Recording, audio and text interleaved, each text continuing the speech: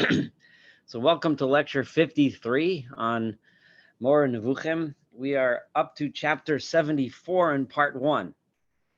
In the Pines edition, that would be page 215. My objective today is to finish chapters 74, 5, and 6, and thus complete part 1 of the Moreh Nevuchim, after which we should make some sort of a party, but I'm not sure how we'll pull that off.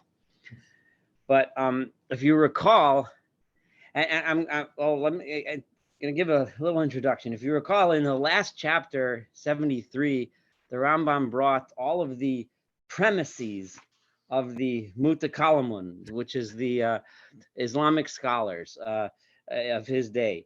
And he brought 12 premises. I'm not going to go over what the 12 were. If you remember them, great.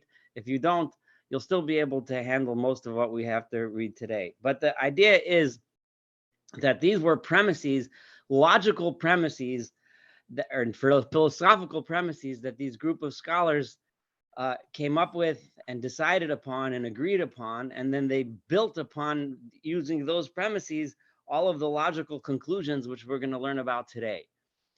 The key thing that we're going to find out in the Rambam at the end of the 3 chapters we're going to study together today is that the Mutakallimun are going to use those premises to make a whole host of conclusions to prove a point. And the point is going to be 3 basic religious principles that they're going to prove. The principle number 1 is that the world was created, that it didn't last forever. And thus, it's corollary to that, is included in that, is that there therefore is a creator. Rule number 2 is that he or she or it or whatever is one thing, there's not 2 or more. And the third is that it doesn't have any corporeality, it doesn't have any physical body, God. Now, those are 3 things that Rambam agrees with the conclusions, but what he's what he's not going to agree with is how they came up to these conclusions. And what we're going to learn from the Rambam is he lays out all of these. And the last time we learned all of the assumptions that they made in order to, and all the premises. And the big key problem that Rambam is going to have is that all of their stuff makes sense if you accept the premises, but the premises aren't necessarily true. And the Rambam is going to end by saying, and I know I'm giving away a little bit of the end, that what we really need is to follow the evidence of the actual world in which we exist, right? If we want to make conclusions about God and decide, we have to look at the physical reality that we can tangibly see, measure, and discuss. And this is truly it's groundbreaking because this is really how we advance to what eventually one day became the scientific method, right? So the Rambam was coming to the realization that using philosophical arguments might be fun and interesting, but they only prove things if you accept certain things. And if you make those things up and those things don't come from actual evidence, then the whole building is going to fall. So let's go through chapter 74. Okay, so 74 is again on page 215. And I'm warning you, I am not going to read each and every one of these things in its full depth. And there are some of these arguments that are kind of either beyond me, period, because after I just get lost in all of these, if this, then that, if this and that, if this and that, eventually. And also they sometimes, even if they're not beyond me, they'll just drive us crazy. But you'll get the idea as we go through what I'm talking about. So the first one is in this chapter. The Rambam says, I shall include for your benefit a narration of the proofs of the Mutakallimun showing that the world is created in time. Right? So that's a key concept. It's considered one concept. The idea that the world is created, in other words, it didn't always exist. All right? So that yesh me'ayin, that idea is extremely important, that there was once nothing, and then all of a sudden something happened, and now there's something. There's a world or a universe or whatever. And the assumption is that if that event happens, if there was once nothing, why is there still not? Why didn't it just stay that way? So clearly somebody decided out of nothing to say, okay, let there be a universe. So so the Rambam says, so do not demand of me that I set them forth in their terminology and at such length. I'm going to give you, a kitzer, a short version. And me, Saul Weinreb, in today's lecture, I'm going to give you a shortened version of the Rambam, a shortened version. Okay, so the first method is what they call the some of them think, and I'm skipping the Rambam kind of writes in this first paragraph here about how that they use all kinds of fancy language in order to make the point sound great or sound wonderful or sound so cool or interesting or profound that people will just, ooh, that sounds great. The Rambam is saying, I'm not going to bother with all that fancy language. So some of them think that any single happening, so the first proof is to use is the proof. If anything that exists, right, any happening that occurs in time may be adduced as proof that the world must have been created in time. How's that? Because if you have a guy who's an individual guy, Mr. Zaid, right? Rambam uses the Arabic version of Joe, is Zaid, okay? So you have Mr. Zaid. Once upon a time, he was a drop of sperm. Remember, in Rambam's day, they thought that the sperm was the zera, was the seed from which everything came. The women didn't contribute genetics. They didn't think the woman contributes a place for the sperm to grow. But so has thereupon passed. So he started out like that, and then eventually he became Zaid, right? Now, it's impossible that he made himself because he didn't exist before. He was right. So something must have made him happen. So if something made him happen, then if you look at the entire world, something must have made the world happen. Now, it doesn't matter really whether you like this proof or dislike this proof. I'm just telling you, it's really not a point. And Rambam doesn't even go too much into it either. But that's one way they prove it. The second method, and that is it's not looking at the individual himself or herself, but it's looking at a procreative individual. A person creates something. Parents have a child, or a carpenter makes a table, or whatever. A person creates something. Clearly, right? Once upon a time, this Zaid was not here. I just turned the page to 216, right? And but he only came about because of his father Umar, right? That's the Arabic version of John, right?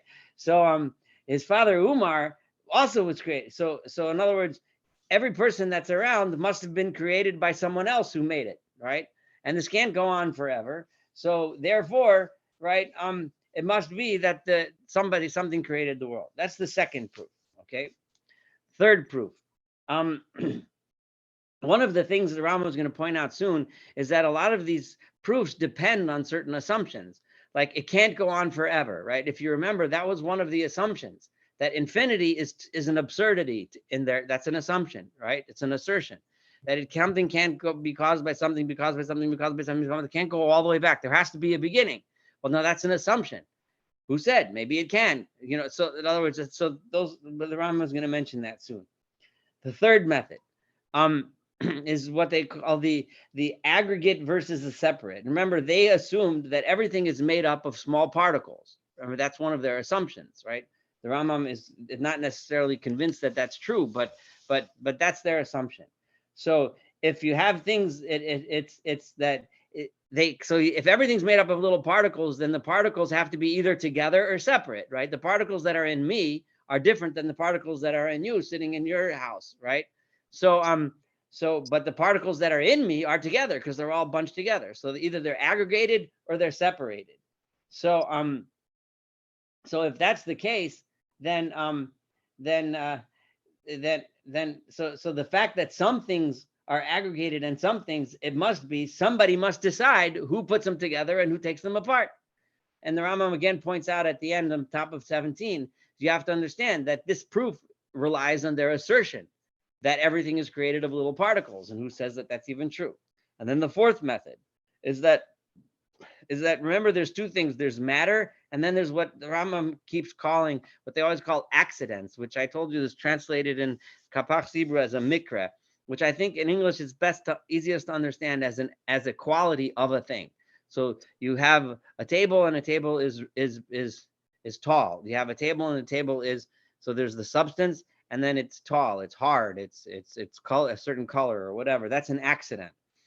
So accidents have to happen. They don't, before the table was there, right? There was no such thing as brown. I'm looking, my table is brown, so that's what I'm thinking, right? Before, but then there was a table, and then it became brown. It had to become brown. Before there was a table, there was no accident. There was no, so accidents have to happen in time. So the whole world has qualities, right? Whatever, however you would describe the universe, right? So the world comes around, and then it has, at some point there had to be, oh, now the world is blue or green or whatever quality you're going to describe the world as. So and so which okay, so that's the proof in the fourth method on page 217. So so in Rambam again explains over here how he explains how that's not, their idea is not really true, and he brings from Aristotle that movement you can describe, right? You can, a thing can be described by its movement, but if something is moving in a circular motion, then it's constant and it goes on forever. Then this rule, so that kind of accident, the circular movement, is not something which ever had a beginning, because it doesn't have a beginning and it doesn't have an end. So he just kind of argues on that whole premise. The fifth method is what he calls the method of particularization, right? And this relies on their assumption that we learned last week, that of particularization, which is that anything you can imagine in your mind is something that potentially can exist, right? This is so based on so they say so if you look on page 218, this is the method of particularization. It is a method that they really like a lot, right? Because it goes back to the 10th of their premises, and the 10th is the idea that anything you can imagine can exist. So therefore, I'm trying to find the few choice sentences in here. If we kind of go down accordingly, it's particularization. I'm like maybe a third of the way down in that paragraph on page 218, the long one. In respect to a certain shape or a certain size or a place or accident, a particular time, is and there with all the admissibility of all this being different is the proof. So in other words, if the world exists, right, everything that we can imagine exists. This is, I'm just going to say the bottom line outside, right? So then anything that we can imagine, so somebody had to have imagined the world, right? Because and who would have been the one that imagined what we do see, what actually does exist, right? It's things that come to existence because it can be imagined by an intellect. And who must that intellect be? It must be God. And so that's the fifth method. The sixth method that they used is one of the, what he says, one of the later ones thought he had come upon a most excellent. I'm on page 219, superior to all the methods known before. This method is concerned with the preponderance given to existence over non-existence, right? The preponderance meaning when we look around, we see that there is existence, right? It's much more obvious than non-existence. And therefore, he said, according to everyone, the world is possible in respect of existence. For if its existence were necessary, right, the world can only, it can be, it cannot be, right? But it can't be that the world has to be, right? The only thing that has to exist is the deity, is God. The world, it could exist, or God could decide to make it not exist. So now we only engage in discussion, right, with those who on the one hand affirm the existence of the deity and on the other hand maintain the eternity of the world, right? So we only know of two types of people, Rambam says: people that think the world is created and people that think the world is not created. So since those are the two, and we're trying to prove right now that the world was created by a creator, right? So it's either one or the other. Either the world was always here or the world was created at a certain time. So now that which is possible, I'm going to try to say this outside. So the bottom line is if the world is if it's possible that the worlds exist, in other words, within existence, it's only possible that it exists. Someone had to have decided to bring it from possibility into actuality, right? To make it exist. Whereas, and who must that have been? It must have been God. And then, and Rambam criticizes this one as well, because again, it relies on all of their all of their assumptions. Let's look at number 7, and the 7 one is interesting, and that is the issue of the assumption that every human being has a soul, which is an assumption. It's an assertion, which Rambam says is something that you have to assume, right? It may be true, but it's an assumption. And it's, if every person has a soul, if the world always existed, then every person and the people of previous generations and the ones of the generations that preceded them and the ones of the generations that preceded them, all those people, their bodies may be gone, but their souls still exist, which would mean that there's an infinite number of souls in the world. If there's an infinite number of souls, it's impossible that there could be infinity. And therefore, again, it can't possibly work. So that's the 7th proof. The bottom line at the end, and I'm on page 222 now, because I promised you I was going to go through this one quickly.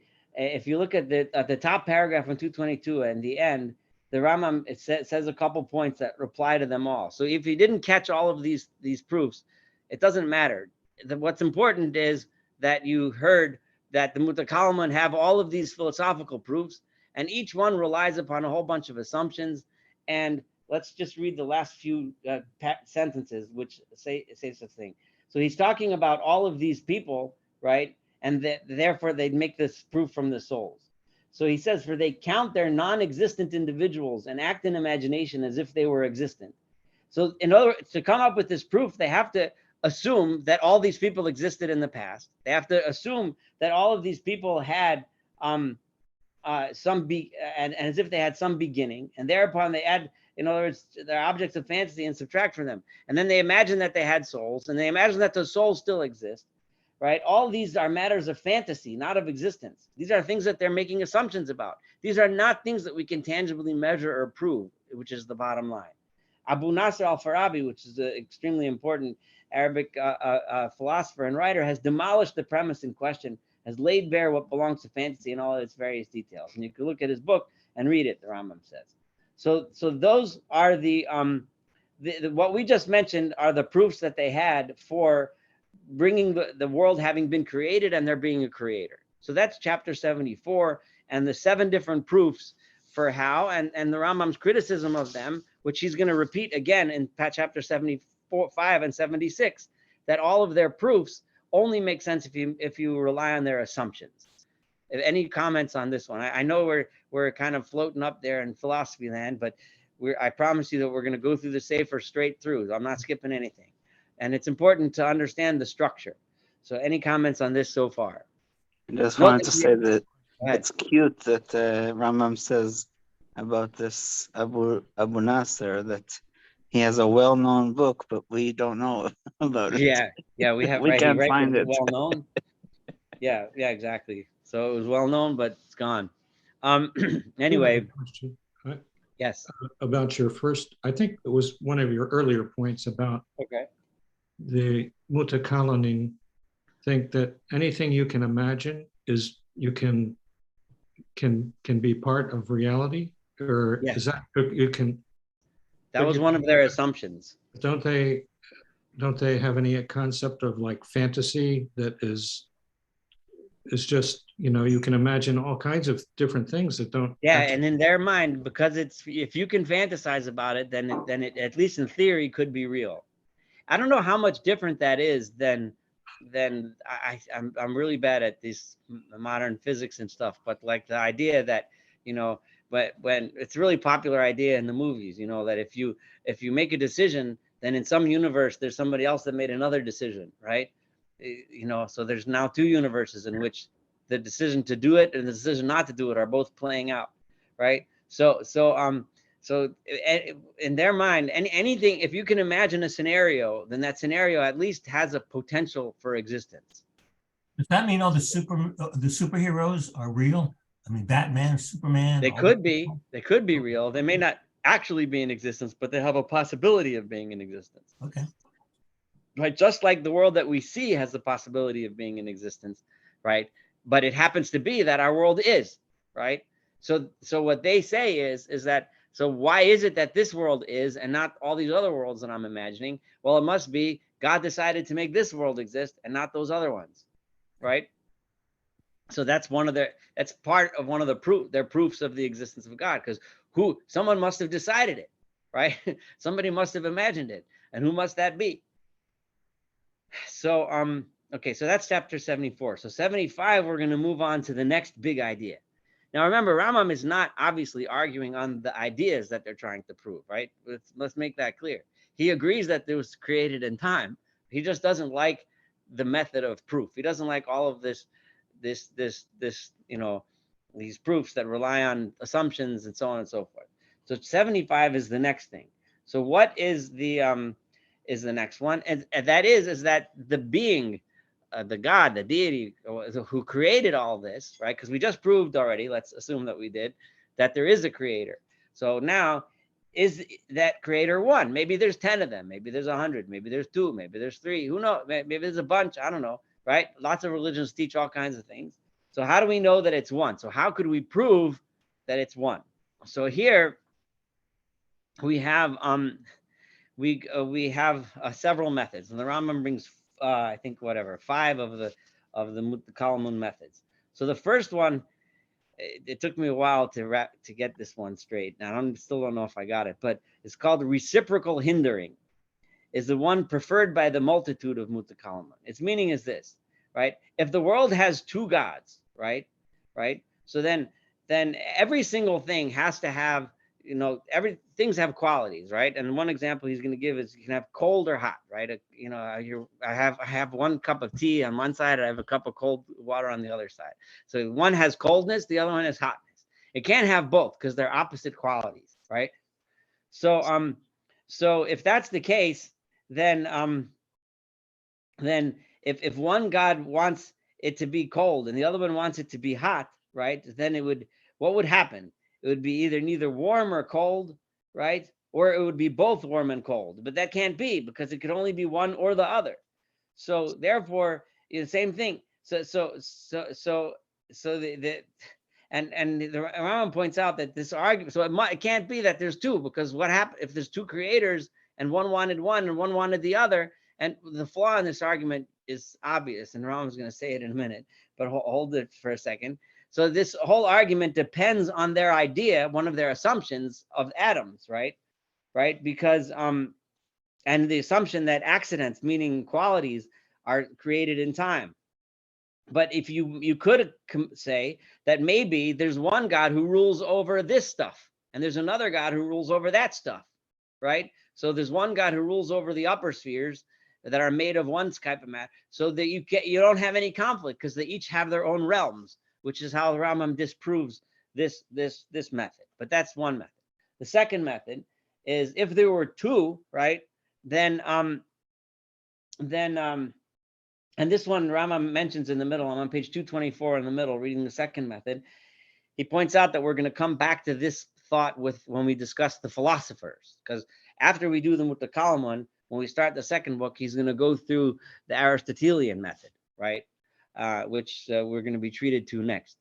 But first, so the second method is like this. If there were 2 gods, right, then it has to be, right, there has to be something that divides them, right? Either one is tall and one is short, or one is on the right side and one is on the left side, even if they're otherwise exactly identical. But that quality of right-sidedness or left-sidedness will still have to be, right? So there has to be something that distinguishes them, right?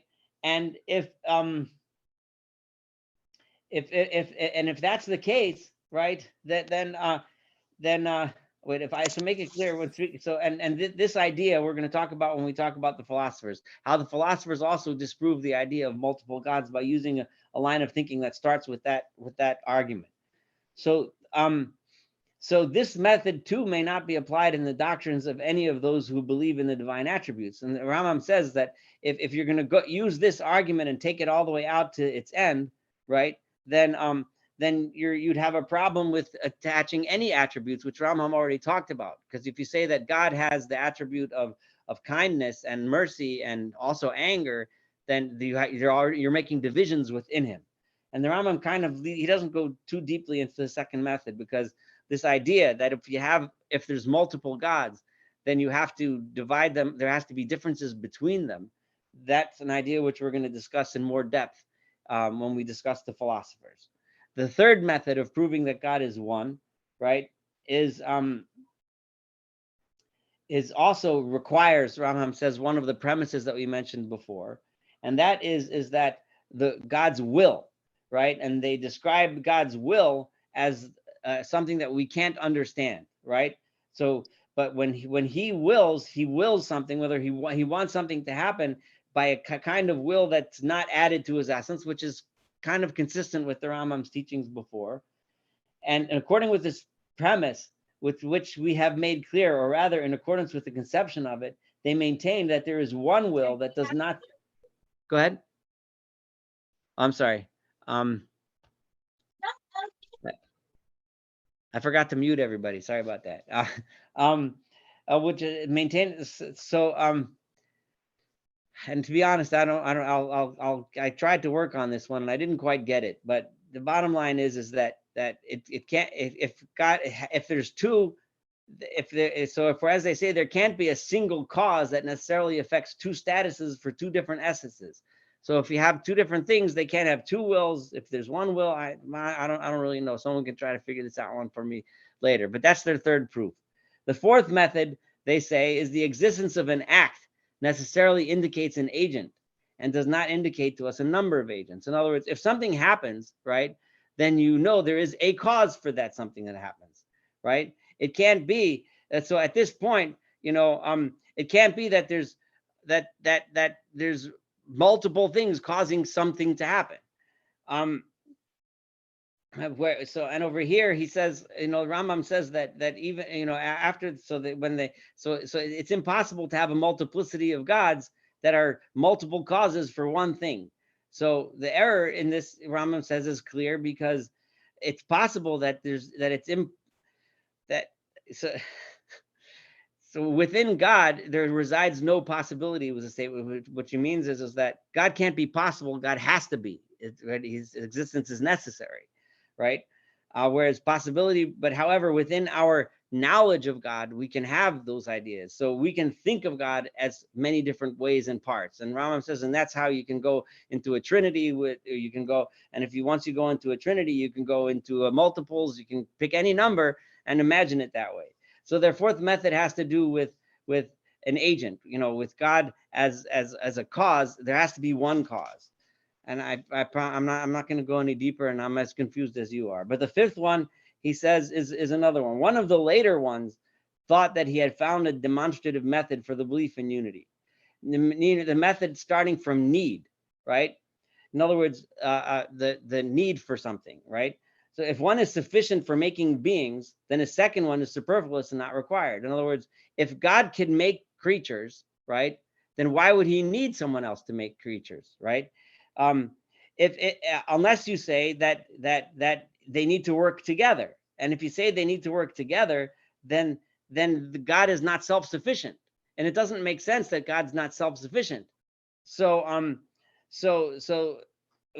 to this, the Rambam basically says, but what do you mean? Well, maybe that's the way it is. Maybe there's two, and between the two together, they can make things, and maybe they need each other. Like, you're making an assumption that you can't prove. So I see there's a hand up, and I'm almost finished this chapter 75. So the last paragraph in chapter 75 is, I promise you the whole book isn't like this, but it is important to get this, right? So the last chapter, he says one of the Mutakallimun was so confused, and many of us are holding our heads. We're already confused. I'm confused. And the Rambam says one of the Mutakallimun decided, I'm so confused. This is all a bunch of baloney. You can't prove God by trying all of these tricks of logic, right? We just believe because religion teaches us to believe. And the Rambam says that, what? As for me, I'm reading from the second chapter, I'm of the opinion that he among them who made the statement was a man of a most rightly directed mind, averse to the acceptance of sophistries. Because he said, I'm listening to all of these guys making these proofs from wills, from desires, from needs, from this and that, one thing on top of another. And none of it, he didn't hear in their speeches anything that was in truth a demonstration. In other words, none of these actually proved anything. They were all assumptions based on assumptions, logic based on logic, and so on and so forth. So he said, what, forget it. I just believe because that's what my religion tells me, right? Rambam isn't going to accept that. He's going to give a logical explanation for belief when he gets to that later. Not today, but we'll get there, right? However, the Rambam says, if this was all you're exposed to, then it's better just to say, heck with it all. I can believe because religion tells me to. And that's the conclusion of chapter 75 of the various proofs that they tried to use to prove the unity of God, that God is one. Now, I saw, Yosef, you had your hand up before. Yeah, I just wanted to say, like, um, we learned already in chapter 36, if I remember correctly, that God doesn't really need our sacrifices. But I'm sorry, he keeps saying the word ratzon. Yeah. And even on our prayer today, we say retzeh, right? Which means that we're basically saying, you don't need it, but let me remind you that you said that you do need it. Yeah, well, we're going to go into that in depth, in general, when it says that God needs or wants something from us, right? I mean, obviously, Rambam in general's approach is going to be that God doesn't need anything, but Right, we need it, that's what I believe as well. But I'm saying right? when he puts down the Mutakallimun for saying that word, he's not bringing any verses that sort of support their opinion. Yeah. So Well, well, by the way, you say not bringing any verses. You probably noticed that in last week's or last time's lecture, I missed last week, so in other words, chapters 73, 4, 5, and about to be 6, there's not a word of Torah in all of this, right? He didn't make a single quote from a verse or a Mishnah or Chazal or anything. So, but and it's purposefully that way because he's trying to show they have this system that's all built on all of this logic, and it's all one built on another. It's a totally a house of cards. You pull out the bottom card, the whole thing falls apart. So if you're going to base your belief on all of this stuff, now this doesn't mean that much to you and I because there aren't many people that have debates about God based on these things today, right? Today we have other debates, right? But these were the debates that Rambam was dealing with. He was in Egypt, and this is what the people were talking about in the street, and this is how they were proving God. So he's going to mention it. He's going to talk about it. Maybe not in the street, but in the scholarly circles, right? So these are the things. So if you're going to try to prove God through making these logical assumptions, then you're going to end up with something that's going to fall apart. Now, chapter 76 is going to be the issue of corporeality, right? And we'll move. I'm going to go through this one in a similar way we did before. And that is that God can't possibly be a body, can't possibly be a thing, right? Something that can be described, certainly not as a anthropomorphic corporealism like a human body, but not any sort of body.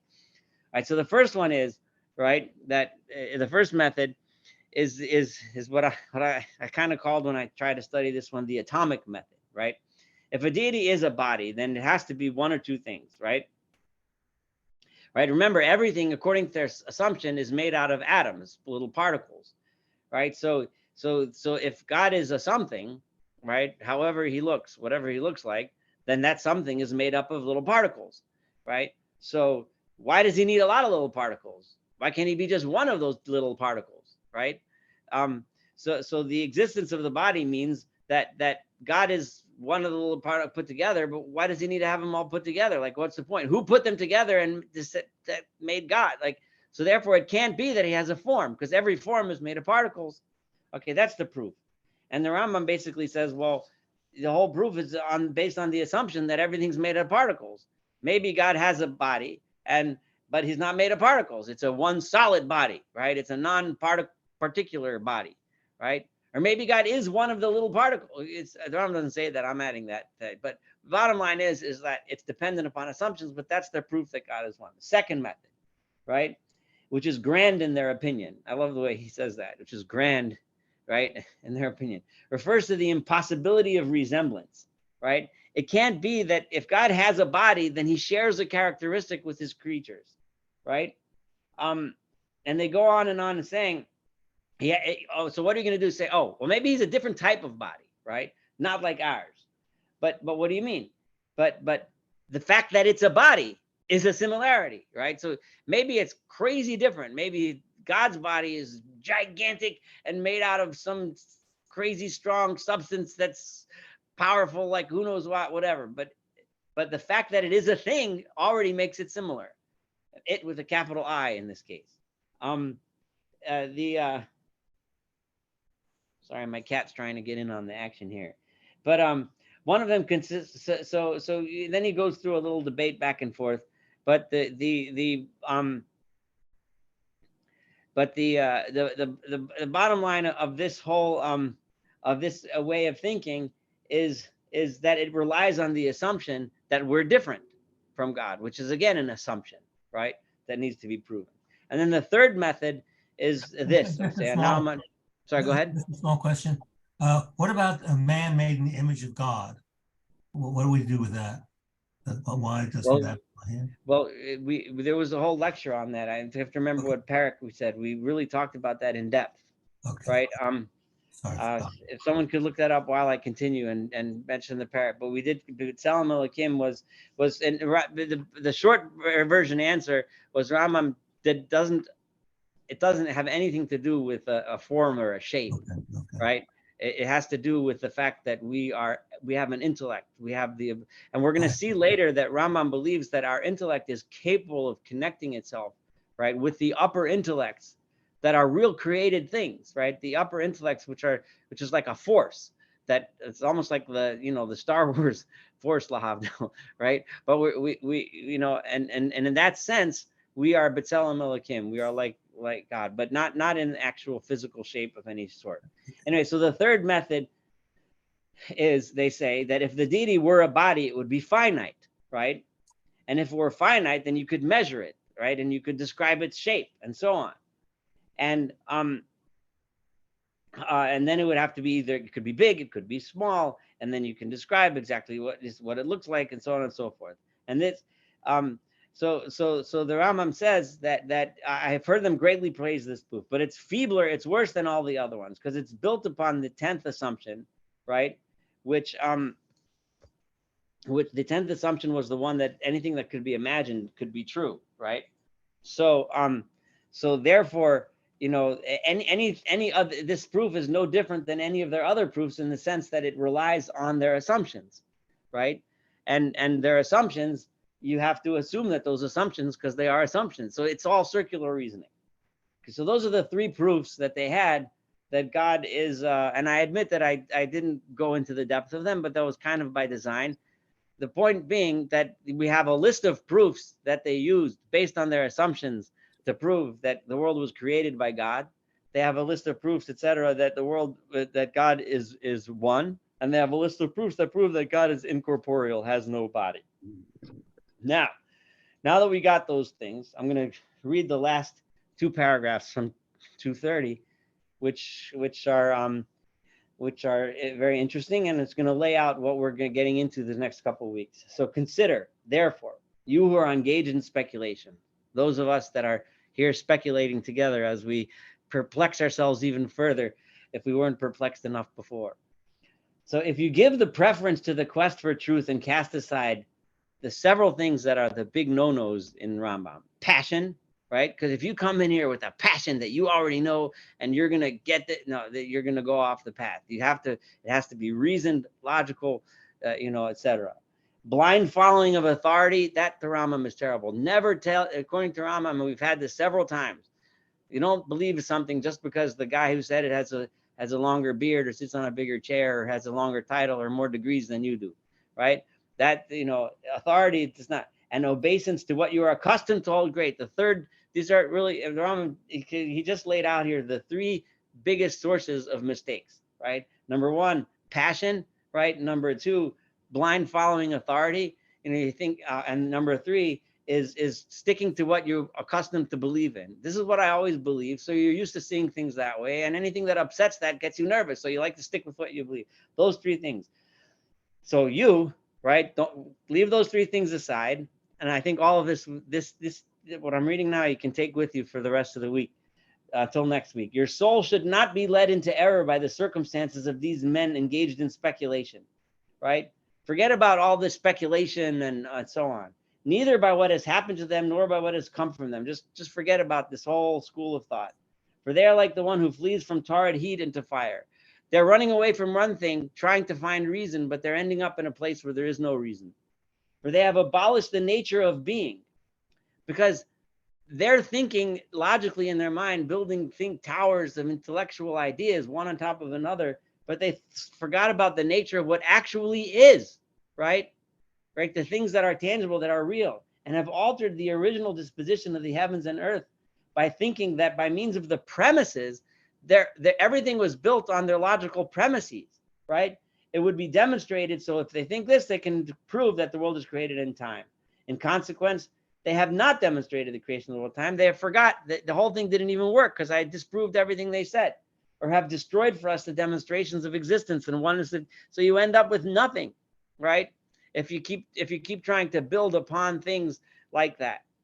For the demonstrations by means of which all this can be made clear, and this is really important to understand how Rambam thinks, and he's trying to teach us to think, can only be taken from the permanent nature of what exists, a nature that can be seen and apprehended by the senses and the intellect. Don't bother me with all these concepts and ideas and logical ideas that sound wonderful and make you sound smart. Remember how he criticized they like to sound really smart and sound really profound. I want to know what actually exists. I want to know what you can measure, what you can see, what you can describe, what's actually there. That by contemplating what's real, and this is a fundamental idea that Rambam says, you have to contemplate what's real. Remember, how did Avraham Avinu come to the, now I'm going to throw some Torah in here. How, according to Rambam, did Abraham, our father, right? How did he come up with the idea of God? By looking at the world around him that existed. By studying what's actually there, by seeing a plant and learning how does it grow, what does it do, seeing an animal, what drives this animal to do this, why does animal do that, how does it do this, what does it do that, what is this mountain, where does this mountain come from, where does the sky come from, where does the moon come from, why does the moon go this way, why does the sun go that way? That's how you learn about God, by learning from what exists. Now, as we have all finished setting forth at the end at which their discourse arrives, so now we're going to start a presentation of the philosophic premises and of their demonstrations, right? Because remember, Aristotle also agreed that there's a God, right? They also proved the existence and the oneness of the deity and the impossibility of its being a body. However, we're going to grant them, at least for their benefit while we study them, that they understood that the world was eternal, right? So that's the one of the three key beliefs that the philosophers, the Aristotelians, didn't agree with. They agreed there's a God, right? And they agreed that God can't be corporeal, but they held the world was forever. There was no yesh me'ayin, there was no creation. After so I told you the Mutakallimun, who are the main guys that Rambam had to deal with then. The second group is the philosophers that we're going to do next. And then after that, I shall show you our own method. Then I will teach you our method, which the Rambam is going to be presenting as the Jewish method, the authentic Jewish method for either proving or knowing or believing. We'll see, all right, that those three ideas. Okay, so and I want to point out, it's a little off topic, but at this point, remember that it's interesting because in the Rambam's world, his enemies was not atheists, right? The polytheists, they're gone. Those are the Sabians. The Rambam mentions a lot of times. He calls them those are the polytheists. But all the serious people he's dealing with, the Mutakallimun and the Aristotelians, all agree that there is one God, right? And that God is not a body, right? And then they debate a little bit about the eternity of the world, which Rambam's going to get into, right? Nowadays, we have different fights, right? We have different discussions. And had the Rambam been writing today, he'd be addressing the issues that we have today, right? And it's, if anyone ever has a chance, you can find it on Sefaria, a book of Lenevuche Hazman, which is a book of the Perplexed of our generation, written by Rav Kook, or Rav Yitzchak Cohen Cook, the first chief rabbi of Israel, who was first Ashkenazic one at least. But he writes there that, all of this philosophical stuff and everything, that's what they debated in those days. I have to update it today, because today I have to talk to people who don't even believe in God, who don't even believe there's a creator, and so on and so forth. But I'm just making that little point. So here, so after that, I shall show you our own method, right? That to which correct speculation has conducted us in respect of the perfecting of the demonstration regarding the three problems in question. We're going to perfect demonstrating those three areas, those three main ideas, we'll do that.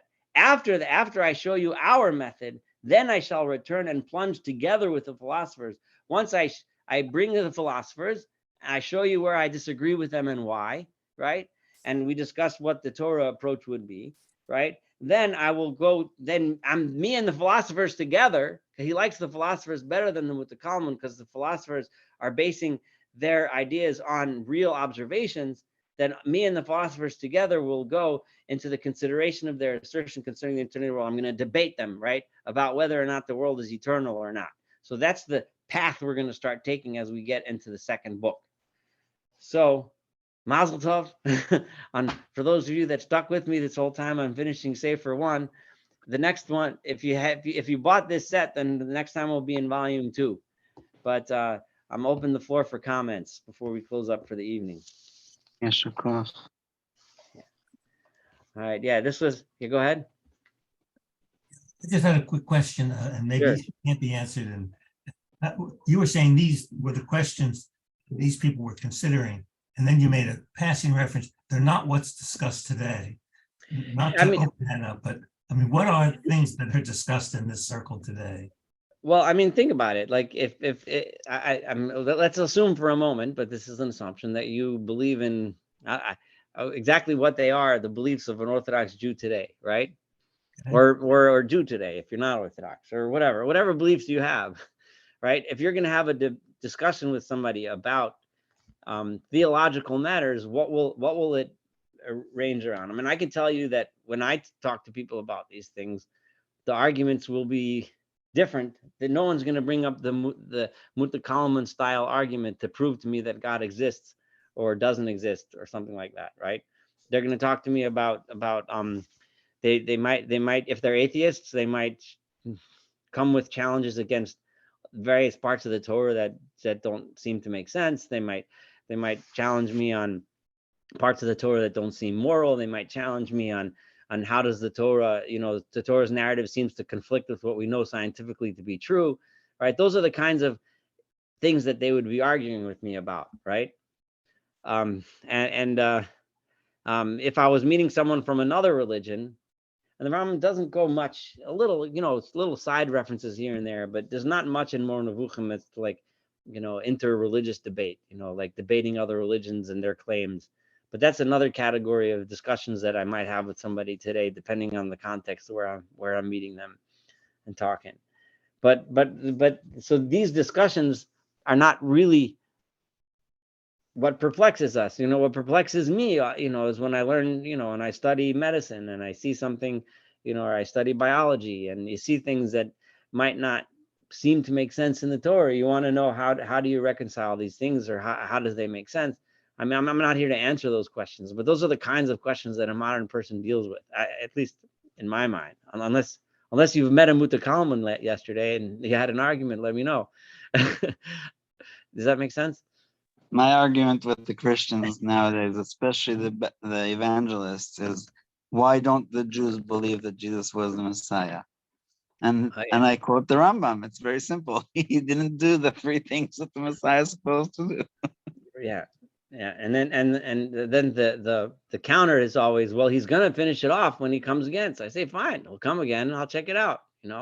If some guy comes along and does it, you think he's Jesus, I think his name is Moshe Shimon, whatever. That's all good. When that happens, we're good.